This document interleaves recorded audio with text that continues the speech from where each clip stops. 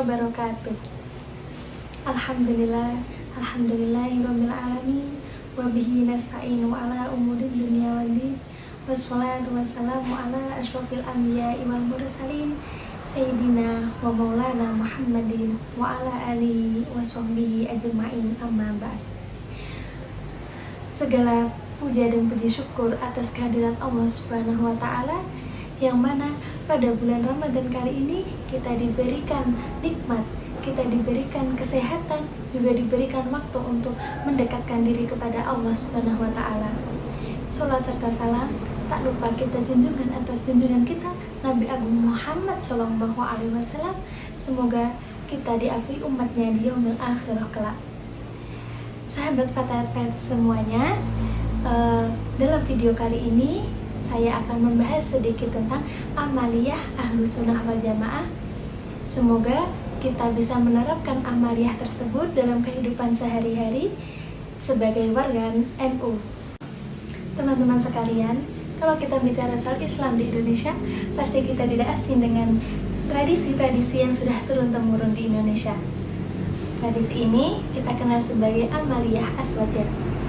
Bagi kita, tradisi ini bukan cuma sekedar rutinitas, tapi bagaimana cara menjalankan agama dengan sejuk dan penuh kebersamaan. Lewat tradisi ini, kita belajar untuk selalu ingat kepada Allah Subhanahu wa Ta'ala, Rasulullah, hormat kepada orang tua, dan juga hormat kepada guru. Mari kita simak tradisi utama yang menjadi ciri khas amaliyah kita sehari-hari. Yang pertama, ziarah kubur. Ziarah kubur selain dimaksudkan untuk mendoakan orang yang sudah meninggal, juga untuk tabaruk atau mencari keberkahan kepada wali atau ulama yang kita ziarahi. Di tempat ziarah tersebut, para ziarah membaca Al-Quran, membaca tahlil, membaca dzikir, dan doa-doa untuk orang yang diziarahi. Di makam para wali atau ulama, para ziarah juga melakukan tabaruk atau melakukan tawasul kepada para wali atau ulama tersebut. Yang kedua, tradisi yasinan dan tahlilan. Yasinan adalah tradisi yang membaca surat Yasin baik secara individual ataupun secara berjamaah. Tradisi ini biasanya dilakukan setiap malam Jumat, baik di rumah, di musola, di masjid, ataupun di rumah tetangga. Bacaan surat Yasin biasanya dihadiahkan kepada orang-orang yang sudah meninggal, yang diikuti dengan tahlilan setelah itu. Sementara tahlilan bermakna mengucapkan kalimat tauhid secara berulang-ulang untuk memohonkan rahmat juga ampunan bagi para arwah yang sudah meninggal. Sedangkan secara etimologis, tahlilan yaitu ritual atau kegiatan keagamaan yang diisi dengan pembacaan tahlil. Tahlilan biasanya dilakukan oleh sebagian umat Islam untuk seseorang yang sudah meninggal dunia. Yang ketiga, tradisi manakiban dan maulid Nabi. Tradisi manakiban merupakan salah satu tradisi masyarakat muslim yang sudah berlangsung lama. Yang berlangsung lama di Jawa misalnya. Yang pertama, umat Islam mengadakan manakiban Syekh Abdul Qadir Al-Jailani, pendiri Thariqah Qadiriyah. Sementara di daerah Kalimantan, banyak yang mengadakan manakiban Syekh Muhammad Abdul Karim As-Saman, pendiri Thariqah As-Samaniyah. Adapun Maulid Nabi Muhammad SAW selain menjadi tradisi masyarakat Muslim di Indonesia, juga telah menjadi tradisi Muslim Sunni di seluruh belahan dunia. Seperti halnya manakiban dalam Maulid Nabi Muhammad SAW, biasanya dibacakan kisah dan sejarah hidup Nabi Muhammad melalui mulai kelahirannya sampai wafatnya. Dan penting untuk kita mengajarkan keteladanan hidup Rasulullah dan meningkatkan kecintaan kepada Rasulullah SAW. Yang keempat, tradisi ruwahan atau nyadran. Ruwahan atau nyadran adalah salah satu tradisi Muslim Indonesia yang diajarkan dalam rangka mengisi bulan Sya'ban.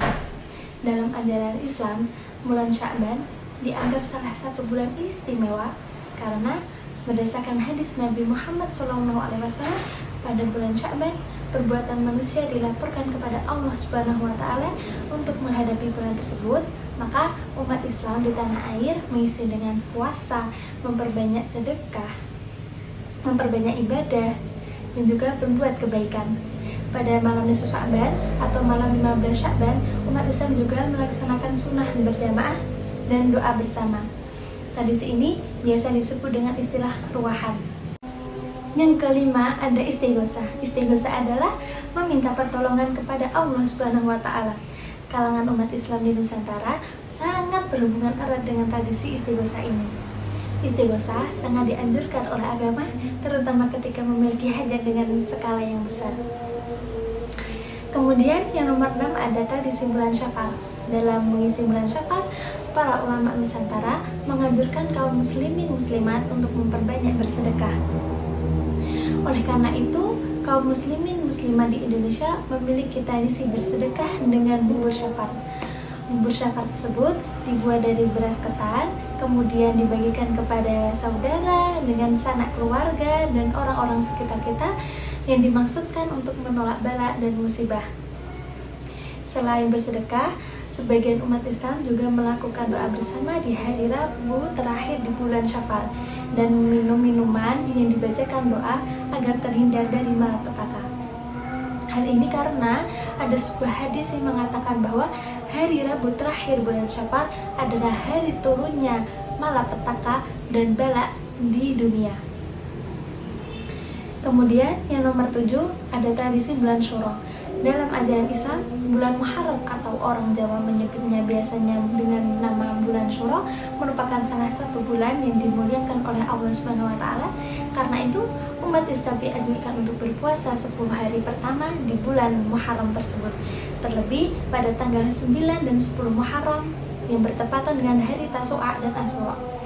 Pada bulan ini, beberapa amalan yang disunahkan antara lain berpuasa, ada bersedekah, ada menyantuni anak yatim, dan memperbanyak ibadah, zikir, berbuat baik.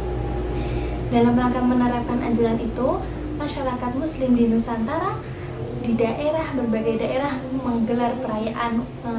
biasanya menggelar perayaan upacara yang diisi dengan kegiatan seperti zikir, doa bersama, sedekah, pawai, hingga penampilan kesenian yang ada di Indonesia. Yang ke-9, bersolawat kepada Nabi Muhammad SAW. Biasanya dalam konteks ini berkaitan dengan pembacaan tiba, pembacaan berjanji, dan zikir-zikir lainnya yang berisi pujian-pujian kepada Nabi Muhammad SAW, sahabat dan ahli bait. Yang ke-10 ada sholawat tarawih 20 rakaat.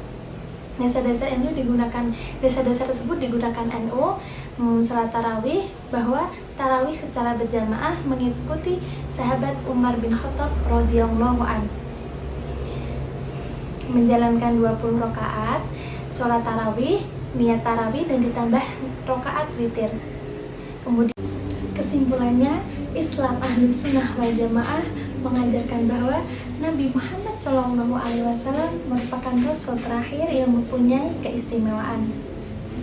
Nabi Muhammad SAW adalah pemimpin para nabi dan para rasul. Doktrin ini di internal kaum Nahdliyin melahirkan pemikiran-pemikiran dan sebuah tradisi seperti tradisi refleksi atas kelahiran Nabi Muhammad SAW yang biasa kita sebut dengan Maulid Nabi Muhammad SAW, juga bacaan-bacaan sholawat seperti tibaan, al-barzanji, serta tradisi-tradisi keagamaan aswaja dengan nilai-nilai yang terpelihara di kalangan umat Islam Nusantara ini adalah wujud penghargaan terhadap leluhur, juga para ulama, para masyayikh, dan para pejuang yang berjuang untuk negara ini, untuk Islam dan bangsa Indonesia ini. Tradisi tersebut mengajarkan berbagai nilai luhur seperti silaturahim, seperti persatuan, seperti solidaritas sosial, dan juga lain sebagainya. Namun, karena keterbatasan waktu yang sangat cukup ini, mohon maaf bila banyak perkataan dan penjelasan saya yang kurang. Wabillahi taufiq wal hidayah, waridul inayah. Wassalamualaikum warahmatullahi wabarakatuh.